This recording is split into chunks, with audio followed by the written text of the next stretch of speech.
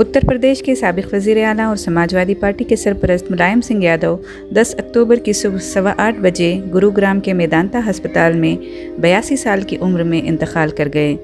इंतकाल की खबर देते हुए समाजवादी पार्टी के कौमी सदर अखिलेश यादव ने कहा कि मेरे काबिल एहतराम वालिद और सबके लीडर अब नहीं रहे।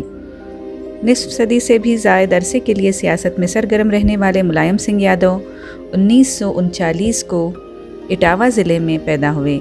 मुलायम सिंह यादव ने 1992 में समाजवादी पार्टी की बुनियाद रखी और 1993 में बीएसपी के साथ मिलकर हुकूमत बनाई। 1967 में यूपी के जसवंत नगर से एमएलए मुंतखब होने के बाद पहली बार असेंबली पहुंचे थे और फिर उन्होंने अपने सियासी करियर में कभी पीछे मुड़कर नहीं देखा।